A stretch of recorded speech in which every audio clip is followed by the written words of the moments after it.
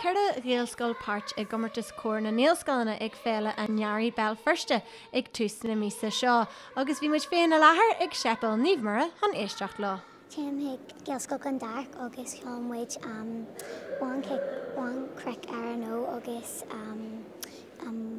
dún an na graine.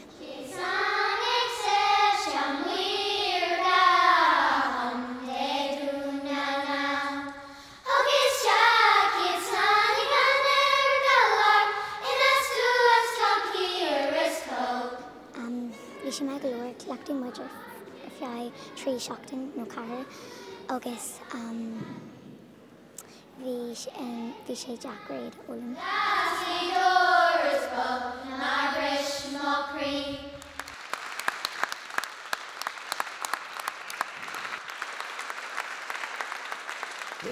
Creadim just an obair a chuirtear isteach go mbíonn na múnsóirí ag anna spragúil leis na páistí nó ní bhéidir sebalta cinnal an seoíntacha chuirn siad ar fáil gach bliain.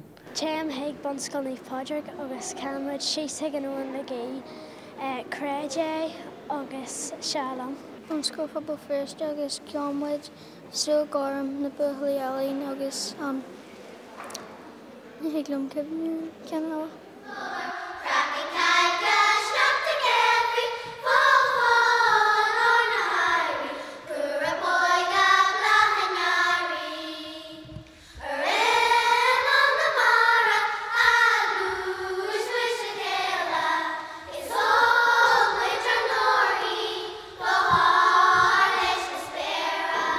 Bunim muid be muid sásta ach ní mistalin mar.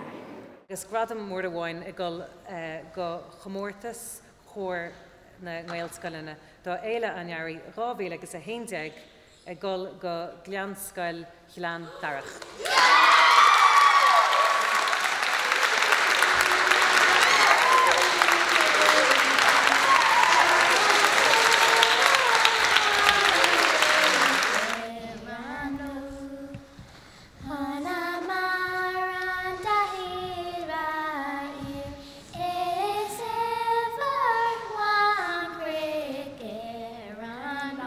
Harvey sásta tá go bráda las an obair rinn siad a rith na bliana seo agus an scoil link. Ní le go fáil be bé momentse go siardáid tá go sásta gur bhain siad.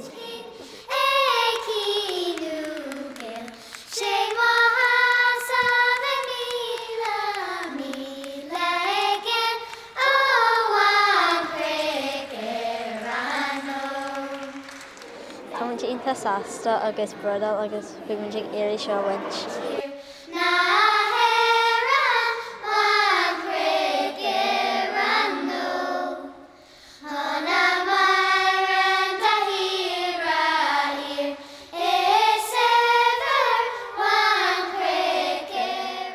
Smart and go image. Image ration blanche hugging.